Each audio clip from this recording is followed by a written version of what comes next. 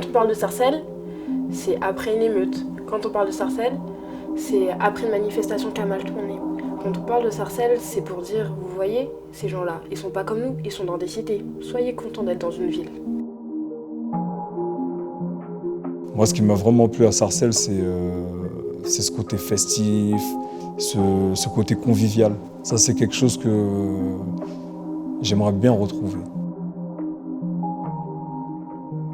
Dans mon bâtiment, il y avait des Portugais, comme des Français, des Espagnols. Il y avait vraiment un brassage. Alors qu'ici, on vous cantonne par quartier. Avant, on ne regardait pas, tu viens de quelle nationalité? Ah bah toi, t'es de telle nationalité. Ouais, non, je joue pas. C'est ce qui se passe à l'heure actuelle. On n'avait pas ce sentiment-là. On s'en foutait d'où on venait. Aujourd'hui, 11 gardes à vue en cours dans le Val d'Oise après les incidents de Sarcelles hier soir. Des commerces et une synagogue ont été attaqués après une manifestation pro-palestinienne interdite. 21 juillet 2014. À Sarcelles, une manifestation pour la paix en Palestine tourne en émeute antisémite. La ville est sous le choc. La France aussi. Je n'arrive pas à comprendre qu'ils fassent fort Apache autour de la synagogue et mettre le feu et envoyer des crêpes. Je n'arrive pas à comprendre. Ces Sarcellois-là, je ne les reconnais pas. Pendant 60 ans, Sarcelles a été le symbole du vivre ensemble. Pendant 60 ans, Sarcelles a été une ville où les communautés vivaient en bonne intelligence. Les violences urbaines de 2014 sont-elles juste un incident de parcours ou le révélateur d'un mal-être plus profond? En sillonnant cette ville pendant plusieurs mois, nous sommes partis à la rencontre des habitants de cette cité diverse qui interroge à sa manière notre modèle républicain.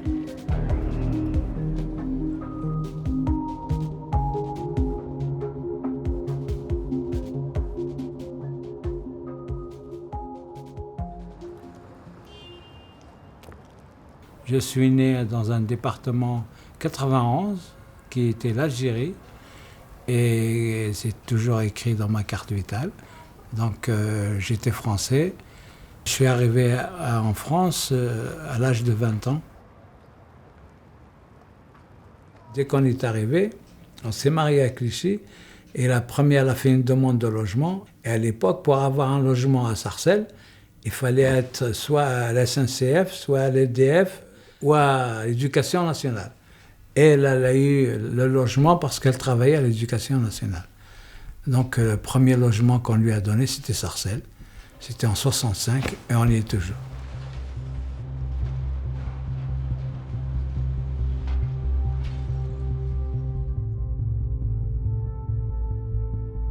L'après-guerre. Paris est en ruine.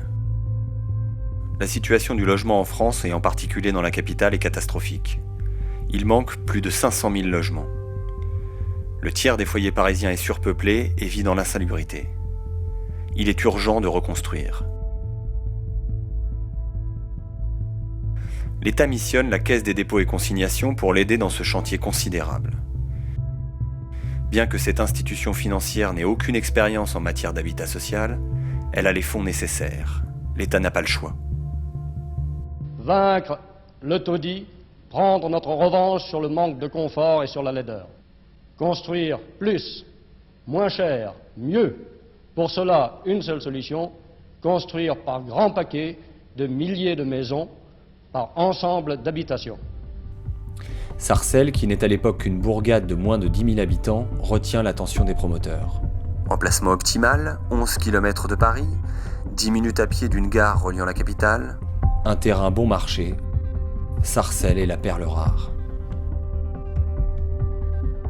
Dès octobre 1955, les travaux commencent avec un premier programme de 440 logements, au lieu-dit des Sablons. Puis un second, de 1180 logements, à Lochère. Le mot des politiques est clair, vite et pas cher. On construit encore et encore, sans véritable projet d'ensemble. Le projet de la ville nouvelle de Sarcelles, qui ne devait être à la base qu'un modeste programme de 1000 logements, s'est transformé dans le plus vaste programme d'habitat collectif qu'ait connu la France. Mais derrière ces logements collectifs, on propose aux habitants un nouveau modèle de société, avec plus de mixité sociale et de meilleures conditions de vie. Arrivé là, on était très contents. Il y avait de l'espace pour les enfants, il y avait de l'espace pour jouer. C'était un début à tout. avoir un logement et meublé et tout ça. J'avais un voisin qui était directeur au ministère de l'Intérieur, il y avait des avocats, il y avait des médecins, il y avait vraiment des têtes, et j'étais parmi eux. C'était bien de me retrouver au milieu de ces cadres, des hautes personnalités.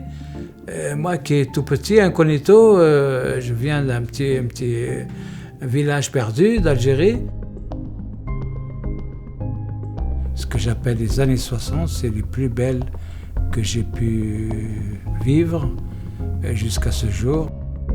Tous les gens travaillaient et on gagnait peu, mais on s'amusait, c'était une belle époque. Les pionniers de la ville, d'origine sociale, culturelle et religieuse très différentes, expérimentent avec bonheur le vivre ensemble à la sarcelloise. Cette ouverture vers l'autre, ce respect de la diversité qui marquera les gens de cette génération. Nous, on a eu un truc, c'est qu'il y avait tous les ingrédients des ethnies différentes, et on n'a eu qu'une seule envie, c'est de casser toutes les barrières pour pouvoir vivre ensemble. On a vraiment vécu ensemble. Je vous assure qu'à mon époque, de 60 à 75, on a vécu ensemble. Vraiment ensemble. Apéritif ici, c'était génial. C'était génial, l'apéritif. Quand on est au café, il y avait tous les musulmans, tous les Siciliens, des Tunis, tous les Juifs, des Blancs, des Noirs, des Jaunes. C'était extraordinaire, l'apéritif à Sarcelles. Une kémia énorme, l'anisette, la convivialité. Et les fêtes antillaises à laquelle on participait, les fêtes... Non, on a fait une société qui était une société très valable, très valable. Mais cet âge d'or ne dure pas. À peine né, Sarcelles devient la cible de toutes les attaques. Les médias saccagent l'image de la ville auprès de l'opinion. On parle d'aberration architecturale. Ainsi naît la sarcellite, la maladie des grands ensembles. Certains habitants ne se reconnaissent pas dans leur ville. Sarcelles n'a pas de personnalité et l'habitant finit par croire que lui non plus n'en a pas. C'est pas une ville. C'est un amalgame de bâtiments et vu par avion un amalgame de petits cubes et c'est tout. Les bâtiments sont terriblement sonores. On vit avec le voisin aussi bien au-dessus, en dessous qu'à côté. Les jeunes sarcellois accusent le coup, puis rapidement décident de se mobiliser pour leur ville. On veut sauver Sarcelles. Les habitants s'organisent et font pression auprès de la SIC et du gouvernement pour que la ville ressemble à une véritable cité moderne. À l'époque, c'est le maire Canacos qui donne à cette ville les atouts pour l'avenir. Il crée des lieux de vie pour que les gens se rencontrent, il encourage les mouvements associatifs et les lieux d'éducation populaire. Il fait front avec les habitants pour que la SIC crée des structures promises et améliore le confort des bâtiments. Et c'est le propriétaire. N'oubliez pas que dans ces 120 000 logements, il y a des locataires qui n'ont pas accepté les choses comme cela. Il y a des associations de locataires dans toutes les cités de la SIC. Car, à qui avons-nous affaire? Aux plus grands propriétaires de France. Les Sarcellois fondent une cité à leur image, diverse et riche. Je ne sais pas si les gens sont aussi fiers d'habiter Sarcelles qu'ils l'étaient à l'époque, mais à l'époque c'était très fort. Hein. D'ailleurs, dès qu'on attaquait Sarcelles, ils étaient comme les coqs, là, ils sortaient les griffes, c'est de le dire. En plus de sa mixité sociale, Sarcelles fut une terre d'accueil pour des milliers de migrants venus pour travailler en France. Les années 50 et 60 marquent le début de cette immigration économique avec l'arrivée des différentes communautés, notamment les Juifs séfarades et les Algériens.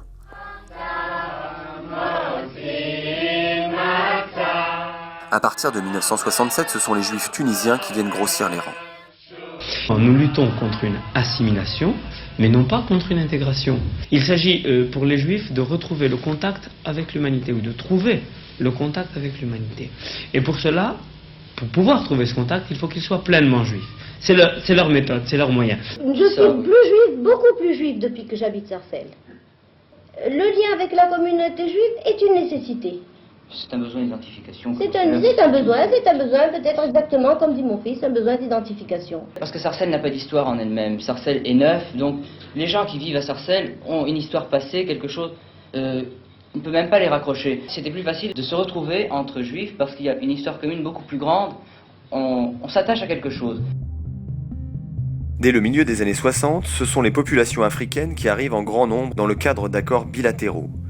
On en fait des modèles de l'assimilation à la française. Cité d'accueil pour ce jeune Africain qui, grâce à une bourse, vient poursuivre en France des études commencées au pays natal. Ils sont des centaines comme lui, qui à la rentrée d'octobre arrivent un beau jour avec leur maigre bagage d'étudiants ambitieux pour affronter les disciplines qui feront d'eux les élites des jeunes États d'Afrique ou de Madagascar. S'il est marié, notre étudiant pourrait être installé dans les conditions de confort qui sont celles de cette famille camerounaise, intégrée maintenant dans cette grande cité moderne au nord de Paris. Et c'est ça que les architectes des années 50 ont réussi, c'est que derrière ces façades en pierre de taille, se sont succédés des gens de toutes les origines du monde. Ces gens, ça a été leur tremplin de venir à Sarcelles. Certains enfants de Sarcelles vivent une véritable success story. Gilles Wacky, photographe d'art contemporain reconnu, en est un exemple. Je suis devenu artiste, je me demande encore qu'est-ce que je fous là. C'est normalement, je ne devrais pas être là. Donc je suis encore étonné, agréablement surpris que l'enfant de Sarcelles a pu réaliser ses rêves. Ça, c'est des photos comme Cartier-Bresson, ça. L'enfant de Sarcelles qui a rêvé pendant des années d'un appareil photo Leica. Ben, non seulement j'ai eu un Leica qui porte mon nom, qui m'a été offert par Leica, mais en plus, ils ont commercialisé un Leica designé par moi. Tout ça, c'est mis bout à bout, c'est quand même une vie. Donc, cette envie d'être tout en même temps, de voir, tout comprendre, tout machin, cette volonté, eh ben, ça m'a permis de casser les barrières. Mais je me dis, j'ai cassé moi les barrières comme un électron libre. C'est-à-dire, tu sais, cette masse de spermatozoïdes qui est, tu sais, enfermée comme ça, puis il n'y en a qu'un seul, qui est plus vif que les autres, et puis il féconde. Ben, moi, j'ai l'impression d'avoir été ça. Mais moi, je voudrais que tous les autres, ils fécondent. Je voudrais qu'il y ait plein de petits Wacky à Sarcelles, plein de mecs qui passent entre les mailles, qui sortent, qui deviennent artistes, journalistes, qui deviennent, je sais pas moi, chanteurs, musiciens. Dans les années 60, c'est la maison de jeunes de Sarcelles, un lieu de brassage culturel et de rencontres artistiques qui permet aux jeunes de se construire. Alors dites-moi franchement, est-ce que ça vous semble important qu'il y ait cette maison des jeunes? Très important. S'il n'y avait pas la maison des jeunes entre nous, qu'est-ce que vous feriez? Les trois quarts, on se tous en prison, je crois, en ce moment. Je suis fier de voir dans le regard de mes amis, et ils me regardent avec amitié. J'étais un chef de bande, quoi.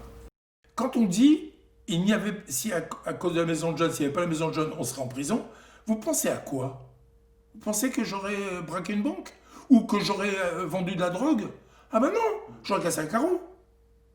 Voilà, c'était ça, être gangster à Sarcelles en 1960. Mais ils ont fait un travail formidable, la maison de jeunes. Bon, pas que pour moi, hein. Mais moi, j'en ai pris toute la puissance, la force. Le Wiedenberger qui faisait des photos que je voulais imiter. J'ai vu des gens raconter leur vie d'explorateurs comme Paul-Émile Victor. Je me souviens d'Anna Langfus. Je me souviens de la musique. Je me souviens Ça m'a construit d'avoir un endroit où ne pas être dans l'errance. Parce que qu'est-ce qui est le pire pour un jeune aujourd'hui? Où qu'il soit, c'est l'oisiveté. Je n'arrive pas à comprendre que la maison de jeunes ait été brûlée. Je n'arrive pas à le comprendre. Je n'arrive pas à comprendre que des jeunes aient pu mettre le feu à cet endroit. Je n'arrive pas à comprendre qu'ils fassent fort Apache autour de la synagogue et mettre le feu et envoyer des cailles. Je n'arrive pas à comprendre. Ces Sarcellois-là, je ne les reconnais pas.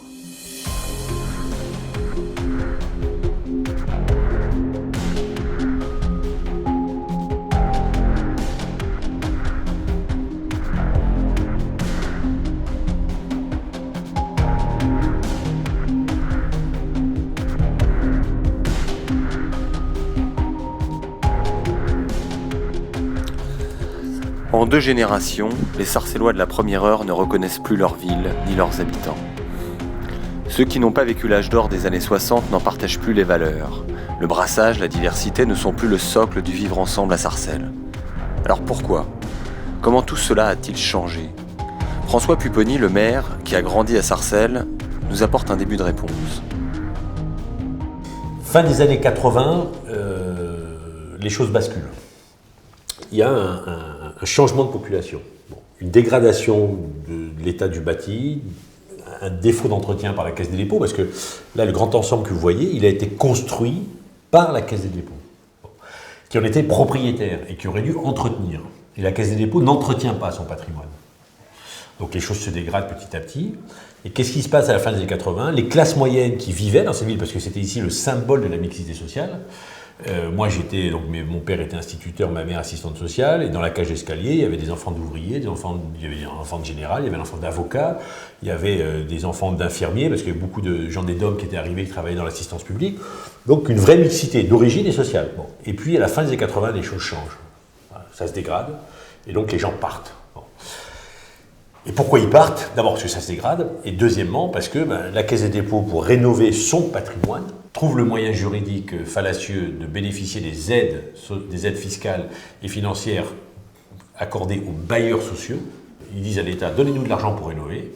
Ils en profitent pour doubler leur loyer. Et là, les classes moyennes disent, on paye 2 fois plus cher, ça se dégrade, ça commence un peu à... Il n'y a plus trop de mixité, on s'en va. Et ils s'en vont.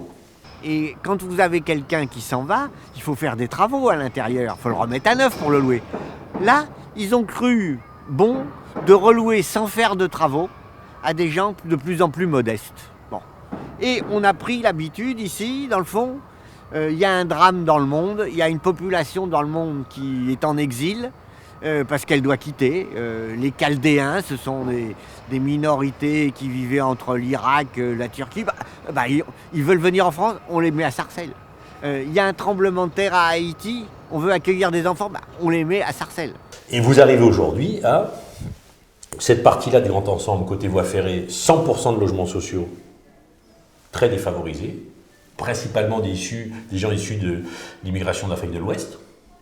Cette partie-là, qui était la partie, le Sarcelles 8 et 9, qui était la partie des copropriétés construites, il y a aujourd'hui 80% de la population qui est de la communauté juive, pour arriver aujourd'hui à une situation qui est ce qu'elle est, où il y a une ghettoisation de quartiers arrêtés. Alors après, ça n'empêche pas le passage, la vie en commun, les flanades, le marché, le centre sportif, les équipements qui font que, on se croise dans la rue.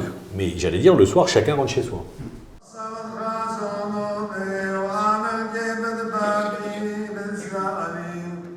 Comment vivre pleinement son identité, sa religion, tout en s'intégrant dans la société ? C'est le défi qu'a relevé la communauté assyro-chaldéenne, arrivée de Turquie dans les années 80 à Sarcelles, pour fuir la persécution des Kurdes. Tout comme les Juifs, ces chrétiens d'Orient s'organisent rapidement en communauté. Ce désir de vivre entre soi marque un besoin de préserver sa culture et ses traditions. En fait, la chance qu'on a ici à Sarcelles, c'est que les communautés sont reconnues. Moi, je suis assyro-chaldéenne et je peux le dire, et je suis reconnue ici en tant qu'assyro-chaldéenne. Et toutes les autres communautés aussi sont reconnues et on se sent respecté. C'est vrai que si on commence un peu à se disperser, si je viens pas ici le dimanche aller à la messe, je vois pas mes frères chaldéens, etc. Et si je suis dans mon coin, une autre ville, etc. Donc c'est un peu un risque de se perdre les uns les autres.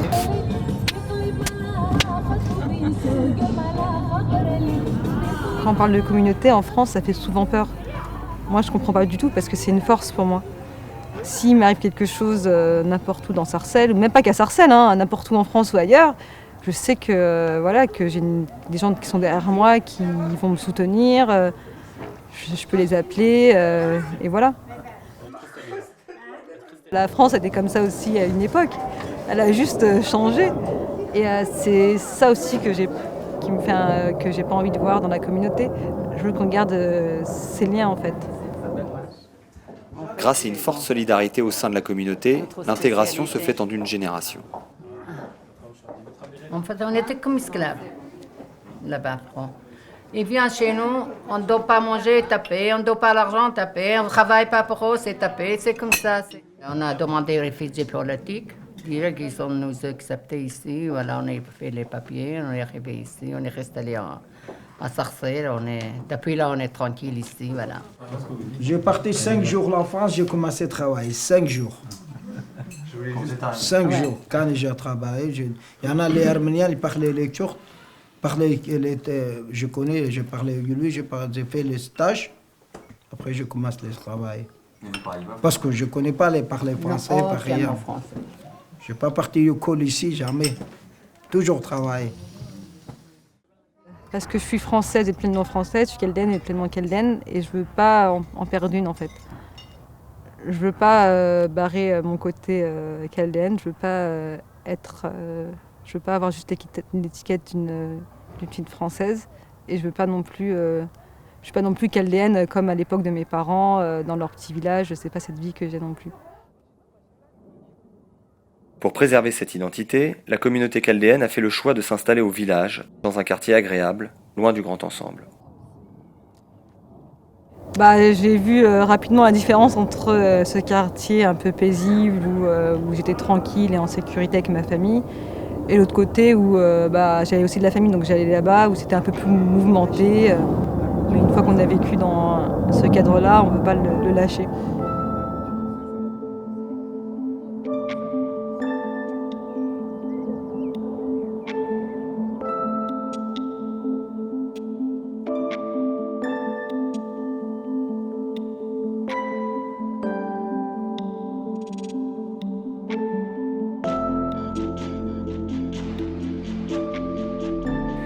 Si les Chaldéens ont trouvé leur équilibre au village, au cœur du grand ensemble, d'autres Sarcellois vivent une réalité bien différente.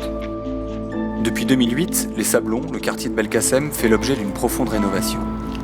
Les barres d'immeubles sont détruites et remplacées par des résidences tout confort. Paradoxalement, cette rénovation n'est pas du goût de tous les habitants. Voilà la nouveauté de Sarcelles, les pharaons avec un gros nez en plastique. Non, du béton. Depuis qu'on est arrivé ici, je ne connais personne à droite, à part les anciens qui sont encore là. Le grand ensemble, évidemment, c'est la belle phrase. On est passé du grand ensemble où tout le monde se voyait, on se côtoyait ensemble, et on est aujourd'hui enfermé, on ne voit plus les personnes, on se rencontre dans la rue. Heureusement, je ne veux pas rester enfermé tout le temps. Moi, il y a une association où je suis demandé souvent, donc j'y vais. Bonjour les filles. Bonjour. Ça va? Tout le monde va bien? C'est vraiment dommage. Ils ont éparpillés les uns éloignés des autres. Tout à fait. On habite toujours pendant des années, on y est encore et on ne se voit pas. Ça le malheur. Je vais bien. Alors comment va Belkacem? Ça va. C'est aussi les problématiques des cités, hein. Les gens qui se renferment sur eux-mêmes. Oui, tout à fait. Ça, c'est vrai que c'est des dangers, quoi, aujourd'hui. Ce que je ressens ici, que de venir ici passer un petit moment ici, tout ça, je ne trouverai pas ailleurs. Et ça, on ne veut pas le changer. Moi, quand j'ai grandi à Montmagny, il y avait de tout. Dans mon bâtiment, il y avait des Portugais, comme des Français, des Espagnols. Il y avait vraiment un brassage. Alors qu'ici, on vous cantonne par quartier. Voilà, c'est si bien que quand moi je roule à Sarcelles, il n'y a rien de péjoratif à ça. Quand je suis là-haut, Albert Camus par exemple, je dis je suis en Israël. D'accord? Et en face, c'est la Turquie. Et si c'est l'Afrique du Nord et l'Afrique noire. Nos enfants, ils grandissent avec les autres, entre noirs, entre arabes. Qu'est-ce qu'ils connaissent? Ils connaissent rien, ils sont dans la cité, ils sont dans le quartier. Pour ceux qui vivent dans le bas du grand ensemble, là, moi je pense que c'est plus un apartheid social qu'un apartheid entre guillemets ethnique ou communautaire. Ceux qui se retrouvent là, c'est ceux qui sont le plus en difficulté. Et il se trouve malheureusement en France que ceux qui sont plus en difficulté, c'est souvent les Français issus d'immigration. Pendant 30 ans, on s'est plus préoccupé du bâti, faire des ronds-points, nettoyer des appartements, des bâtiments. C'est bien aussi parce que bon, il fallait remettre ça en état et tout, mais on ne s'est pas occupé de l'humain. Les cités sont devenues des résidences, on met des plaques avec marqué résidence dessus et compagnie, mais le taux de chômage, il n'a pas changé ici depuis 30 ans. Ça fait 30 ans qu'il y a 30 à 40% de chômage dans ces quartiers. Il y a bien un problème. Quand tu as 35-40% de chômage chez les jeunes de moins de 25 ans, il y a un sentiment d'injustice. Il y a le sentiment de ne pas pouvoir accéder à l'emploi. Le sentiment d'être bloqué, d'être coincé, de ne pas pouvoir réaliser ses rêves, c'est hyper frustrant.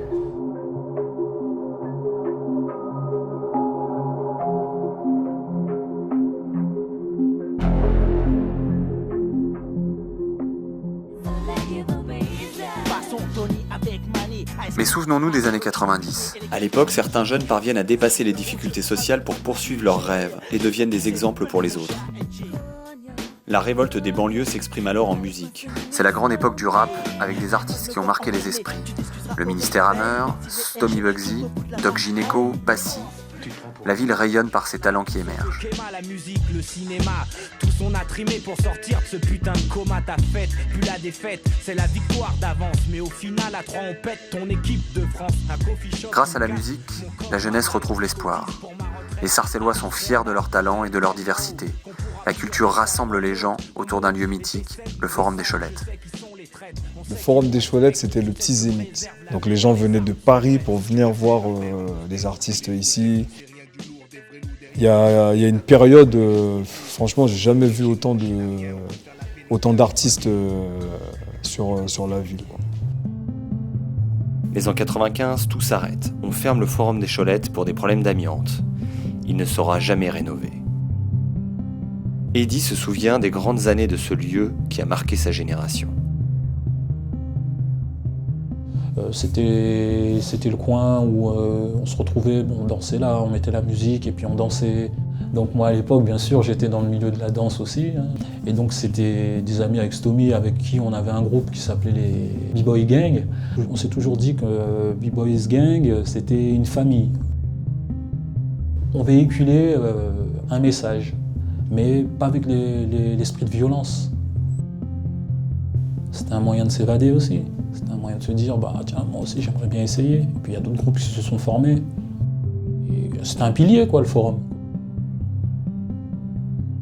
Quand ça s'est perdu, bah, on s'est retranché dans les cités. Les gens osaient moins rentrer dans les cités que quand c'était au Forum des Cholettes, bah, tout le monde venait.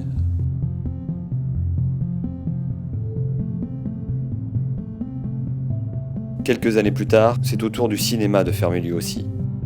La culture périclite peu à peu, et le vivre ensemble sarcellois aussi. Quelqu'un qui se cultive, il peut pas être mauvais.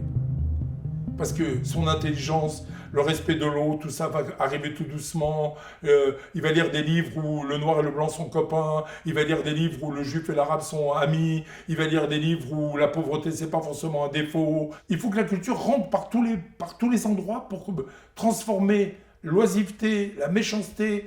La culture, c'est un char d'assaut. Mais quand la culture est désarmée, que reste-t-il pour créer du lien entre les communautés ? L'école publique ? C'est elle qui est censée jouer le rôle de rassembleur.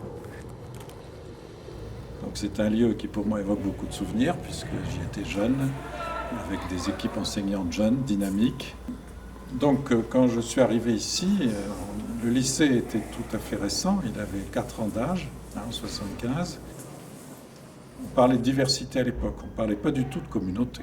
Le mot communauté n'était pas employé à Sarcelles à cette époque-là, ou par les hommes politiques. À l'époque, c'était le maire, après Canacos, le maire Lamontagne, qui, disait-on, favorisait la communauté juive. C'est à ce moment-là qu'on parlait de communauté.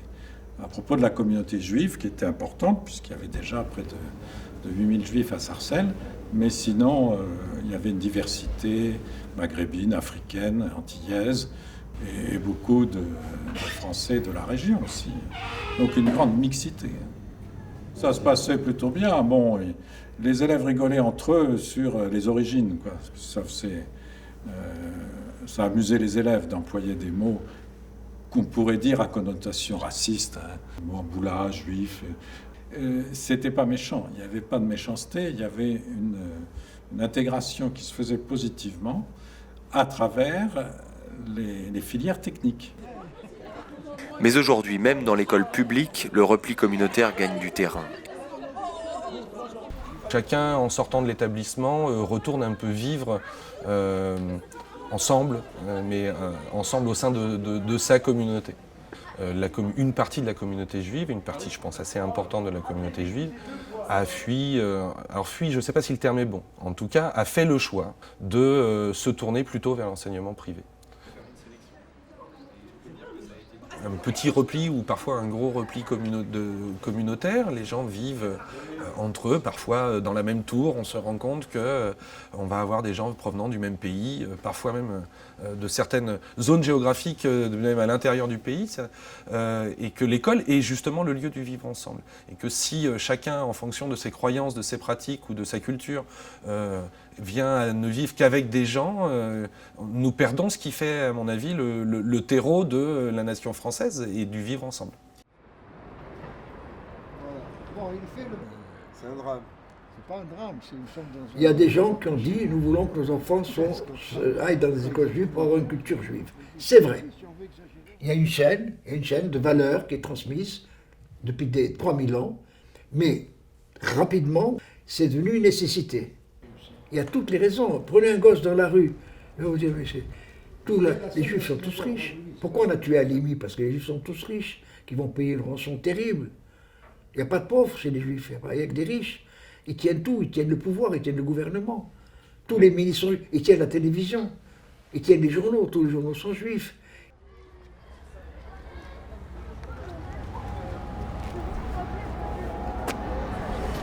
Il n'y avait pas tout ce grillage, en tout cas pas aussi haut à l'époque. C'est un vrai bunker.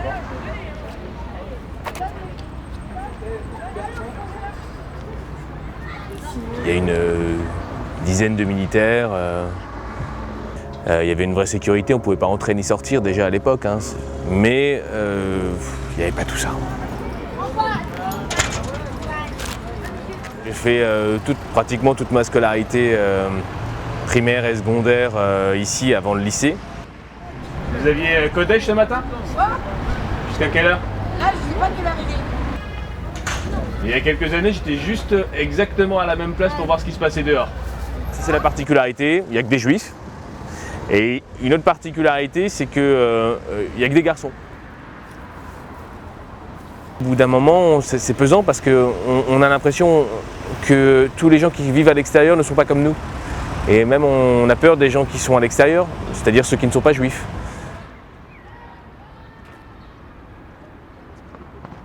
Ce qui justifie ces murs, on va commencer par les choses qui sont réelles, qui ont existé, c'est la mort de jeunes juifs, c'est les attentats terroristes, c'est le fait que les juifs soient plus spécifiquement ciblés. C'est vrai que c'est compliqué à conjuguer, hein. Cette nécessité de sécurité et en même temps cette expression de particularité qui entraîne de plus grands dangers. C'est pas les pratiques communautaires qui me posent problème, quoique. Le problème c'est quoi? C'est qu'aujourd'hui, un jeune juif qui vit dans ce quartier-là, ou un jeune musulman qui vit dans ce quartier-là, ne se croisent plus, ne se connaissent plus. Et c'est là où le risque arrive. C'est-à-dire qu'à un moment, s'il n'y a pas des lieux de vie en commun, pour qu'un musulman sache qu'un juif, c'est pas un méchant israélien qui tue les Palestiniens, mais c'est aussi son copain d'école. Si un jeune juif considère qu'un jeune musulman n'est pas qu'un djihadiste, mais c'est aussi son copain avec qui il joue au football, s'il n'y a plus ça, certains ici peuvent considérer qu'ici c'est des suppôts d'Israël qui tuent les Palestiniens, et eux ici peuvent considérer que certains jeunes ici sont tous des djihadistes. Et on arrive à l'absurdité dans une ville où tout le monde existe, que les gens ne se connaissent plus. Cette communautarisation de la ville a fait apparaître les premières inégalités entre les communautés et un sentiment d'injustice est progressivement né chez certains habitants de la ville. Plus vous montez, plus vous voyez le quartier qui est plus propre, qui est mieux entretenu. Et plus vous descendez, vous voyez que il y a certaines communautés qui habitent et les quartiers sont délabrés, sont laissés à l'abandon, excusez-moi. Vous avez un homme d'entretien pour entretenir tout le quartier, à ramasser les papiers et à nettoyer le quartier. Alors que dans d'autres quartiers, ils sont 3, 4, voire 5 même, je sais pas. On va toujours favoriser certains secteurs que d'autres, malheureusement. C'est ce qu'on ressent au quotidien et c'est ce qu'on vit au quotidien. Il y a beaucoup de crèches communautaires, mais pas beaucoup de crèches publiques. Là, je vais toucher un sujet qui touche beaucoup de familles à Sarcelles. Des crèches communautaires qui touchent des subventions de l'État et quand vous voulez aller inscrire votre enfant, on vous refuse. Vous en avez une qui a été inaugurée il y a très peu de temps. Elle est juste à côté et c'est ce qu'il nous fallait dans ce quartier. Une crèche en plus, mais malheureusement, elle n'est pas ouverte à tout le monde. Toutes les écoles du quartier populaire de Sarcelles, neuves, parmi les plus belles de France, neuves. Toutes les écoles des quartiers des classes moyennes, vieilles, pas rénovées. Donc on ne peut pas me dire ici, eux ils ont tout, nous on n'a rien. Ici, les gens payent de l'impôt. Ici, les gens ne payent pas d'impôt. Donc avec leur argent, je refais leurs écoles. Eux, ils pourraient gueuler pour dire, quand même, oui, je prends votre argent et je paye l'école. Par contre, je m'engage à ce que vous puissiez vivre votre judaïsme en toute sécurité. Je crois que c'est un peu mon pari.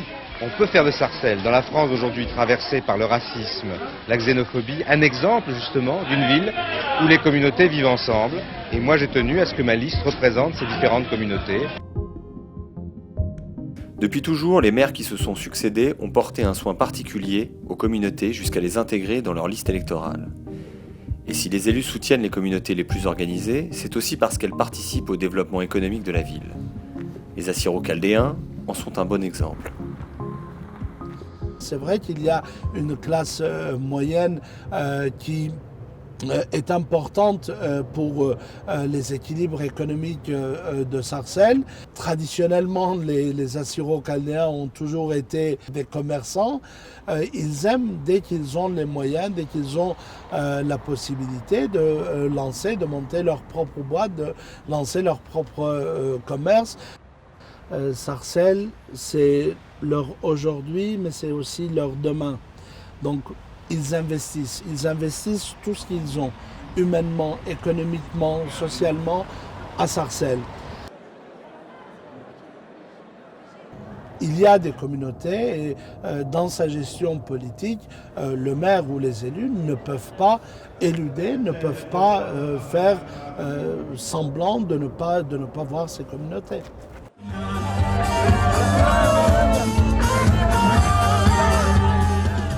Mais si les communautés religieuses sont pleinement reconnues à Sarcelles, quelle est la bonne distance que doit conserver un maire avec leurs représentants? Autant de joie, autant de jeunesse, autant d'engouement, autant de fraternité ici à Sarcelles par cette belle journée. On est fiers de ce que l'on est, on est fiers de ce que l'on fait. Et vous pouvez être fiers de ce que vous faites. Car il y a une particularité à Sarcelles, c'est que pour les fêtes, vous avez le maire ou les futurs candidats à la mairie, à la députation, qui font le biathlon de tous les édifices religieux. À Kippour, ils font toutes les synagogues de Sarcelles. Et ils prennent la parole. Et ils ont un discours politique et religieux. On a un modèle à Sarcelles qui est un modèle que l'on appelle, nous, la laïcité sarcelloise, qui est que le rôle de la République, c'est de permettre à chacun de vivre sa religion. On a fait du média religieux le seul média avec la ville. Et ça, c'est problématique parce qu'effectivement, on donne beaucoup plus d'importance aux communautés religieuses qu'au dialogue direct avec le reste de la ville. Tous les politiques, tous les gens qui nous dirigent n'arrêtent pas de dire « Ah, la mixité, c'est une force ». Ben, ils ont un terrain comme Sarcelles, et là, ils font quoi? Elle est où la mixité? Elle est où la force? Ben, il n'y en a pas. Il faut le casser, le communautarisme. C'est ça qui tue tout le monde. Sarcelles est une ville qui a vécu sans le communautarisme et qui est tombée dedans. Mais alors, tombée... Moi, je paye mes impôts à Sarcelles. Je les paye bien. Et je paye pas des impôts pour favoriser le repli communautaire. Voilà. Tu veux faire ton truc, tu fais ton truc. Mais moi, tu vas pas te servir de ma thune pour t'enfermer. Et... À terme, c'est un truc à l'anglo-saxonne, quoi. Chacun à côté des autres et compagnie. Mais en fait, quelque part, on a fait un pas en arrière. En fin de compte. Et on dit à la ville, au maire, il fait maire, putain.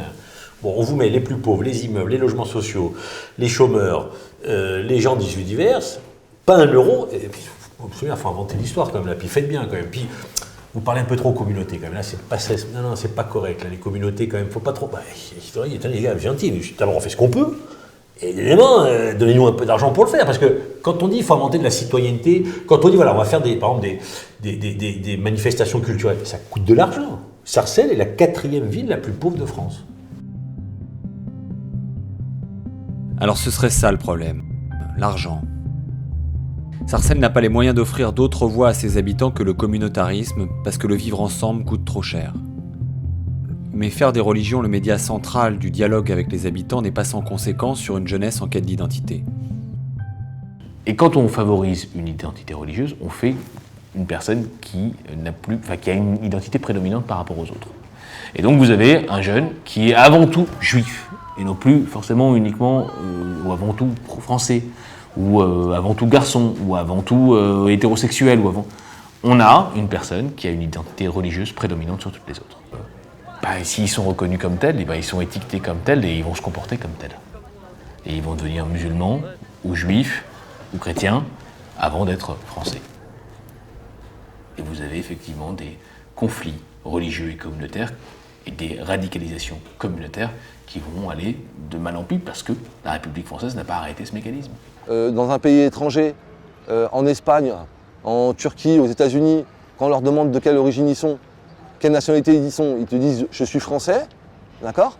Et lorsqu'ils sont en France, ils vont dire « je suis israélien, je suis marocain, je suis tunisien, je suis… » Il faut se poser la question. Peut-être qu'ils ont l'impression de ne pas être considérés comme des Français à part entière. Peut-être. Peut-être qu'on les renvoie sans cesse à leur religion. Ce qui se passe en Syrie ou en Irak, c'est pas leur problème. Ils n'ont rien à voir avec tout ça. C'est des enfants qui sont nés en France. Vous avez une partie de la population en France qui a le sentiment d'être maltraitée, qui a le sentiment de ne pas pouvoir s'intégrer. On lui dit République, liberté, égalité, fraternité à longueur de journée, mais cette population, une partie d'entre elles, a le sentiment que c'est pas pour elle. Vous avez une population juive structurée, organisée, qui a ses lieux de culte, qui a sa vie propre, et vous avez d'autres minorités moins installées et des populations qui relèvent de l'islam qui peuvent avoir le sentiment de ne pas être suffisamment représentées ou organisées ou structurées. Non, vendredi on est encore là. Cette identité tiraillée dont souffrent certains jeunes crée un climat de tension et de radicalisation qui rejaillit sur l'ensemble de la ville. Grégoire Baldacchino, boucher de père en fils, installé depuis 1959 à Sarcelles, subit avec tristesse cette dégradation du climat. En boucherie traditionnelle, je suis le dernier de Sarcelles. Traditionnelle. Avant, il y a une douzaine de centres commerciaux dans Sarcelles, il y avait à peu près autant de boucheries traditionnelles. Tout le monde travaillait. À l'heure d'aujourd'hui, il n'y en a plus. On est passé d'une douzaine à un boucher. Je me suis fait agresser 3 fois parce que je vends du porc sur le marché. Ils sont arrivés avec 2 bombes lacrymogènes. Ils ont gazé, ils nous ont insultés, enculés, tu vas plus vendre de porc sur le marché. Et ils nous ont gazés. Et ce jour-là, on a été 11 sur le carreau. Parce que les autres commerçants ont voulu intervenir et ils se sont retournés, ils ont gazé tout le monde. C'était une attaque sur nous direct, c'était pas autre chose. Quand c'est un Français, un catholique qui se fait agresser, l'affaire elle est classée. Et quand c'est le contraire, on a SOS racisme, machin, les trucs, les manifs, comme on voit tous les jours. Et quand nous, ça nous arrive parce qu'on vend du porc, la personne ne dit rien.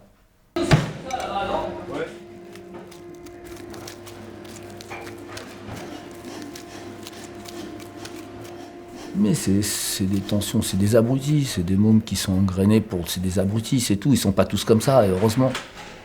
Il y en a qui travaillent chez moi, j'en ai, ils sont pas comme ça.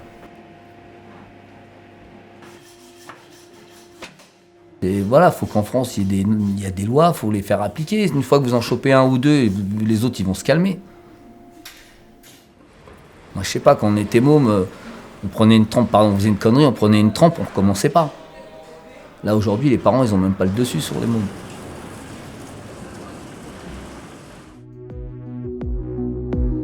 Le 21 juillet 2014, quand les émeutes éclatent à Sarcelles, les habitants s'interrogent. Importation du conflit israélo-palestinien, misère sociale, radicalisation de la jeunesse, montée du racisme. Toutes ces tensions viennent questionner un vivre ensemble déjà fragile. Sur ce centre commercial, il y a une vingtaine de commerces. 4 juifs, un chaldéen les autres musulmans. Et il y a un gars qui dit celui-là, celui-là, celui-là, celui-là. Il touche les juifs, les musulmans, les chaldéens, les juifs, pas les musulmans. Il n'y a pas un commerce tenu par un musulman là qui a été touché. Si ça ne s'appelle pas de l'antisémitisme primaire ou de l'antichristianisme primaire, c'est quoi? Moi, je pense que c'était un fait d'actualité parce qu'effectivement, c'est arrivé ailleurs. Le même jour, à Barbès, il y a eu des événements bien plus graves. Donc, Sarcelles se targue de faire vivre ces communautés en parfaite harmonie. Et on ne veut pas que cette harmonie soit perturbée par des faits d'actualité qui sont étrangers à la France. Tous ces mécanismes qui ont conduit à la radicalisation des communautés et à l'identification religieuse ont fait qu'à un moment donné, il y a une déflagration dans le cadre d'un conflit qui est extérieur. Tous les jours, vous n'avez pas ça à Sarcelles. Les communautés vivent encore de manière assez paisible. Il n'y a pas de conflit, il n'y a pas de bagarre intercommunautaire ou interreligieuse. Il y a, depuis, et même avant, une peur réciproque qui se propage, qui s'amplifie. Mais vous n'avez pas de conflictualité. Les gens continuent à vivre ensemble. Mais il y a un doute et il y a une peur de plus en plus présente. Et effectivement, ça a cassé ce qui existait avant, une forme d'harmonie et une forme de paix. Alors qui dit vrai? Sarcelles a-t-elle vraiment changé ou ces émeutes restent-elles un épiphénomène? En tout cas, pour Nabil, l'organisateur de la manifestation pour la paix en Palestine, les intentions étaient pacifistes. Nous, on n'a aucun problème particulier avec les communautés dans la ville de Sarcelles, mais on voulait exprimer aussi notre soutien au peuple palestinien, comme ça se fait dans d'autres villes, puisque la liberté de manifester est un droit fondamental. Et on s'est dit, bon, on manifeste pour la Palestine, pour le peuple palestinien, pour la paix, et on voyait rien de grave à cela, quoi. Suite à ces événements, Nabil est attaqué en justice par le maire pour dégradation. C'est Arié Halimi qui décide de le défendre. Ce qui m'a incité à prendre la défense de Nabil Koskossi, c'est que je l'ai rencontré il y a à peu près 1 an et demi, 2 ans, et qu'on avait des valeurs communes. Et on m'a beaucoup reproché ça. Pourquoi? Parce que moi, étant juif, on m'a dit tu es juif, tu ne peux pas défendre des personnes qui participent à une manifestation pro-palestinienne. Et pour moi, ça semblait complètement incohérent, absurde.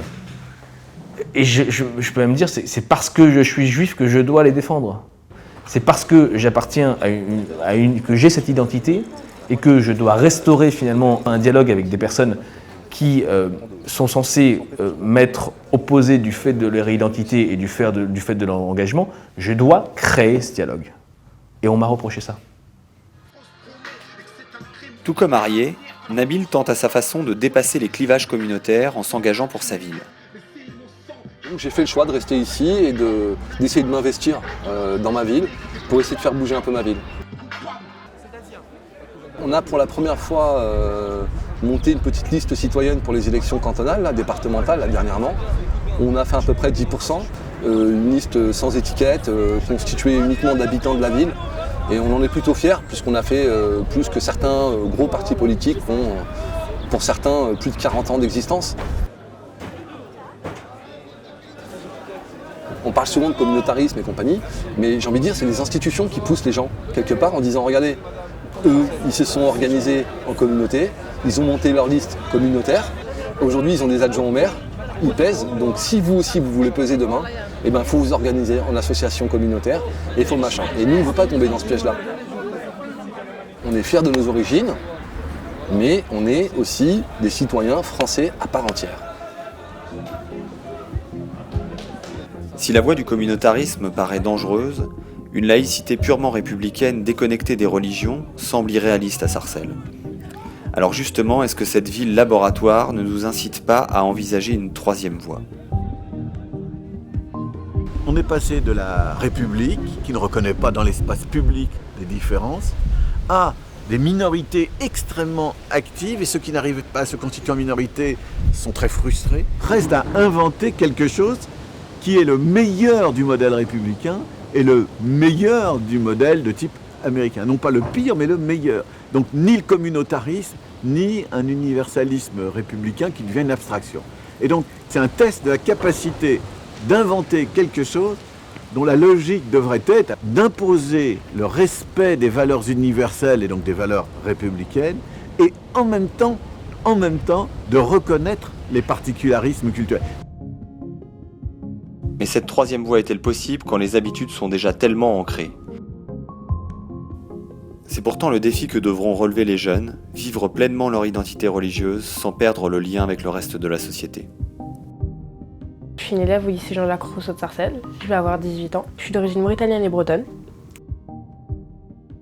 Niveau communauté, on a plutôt un vrai brassage, je trouve. Enfin, je n'ai jamais vu quelqu'un se faire rejeter pour son origine.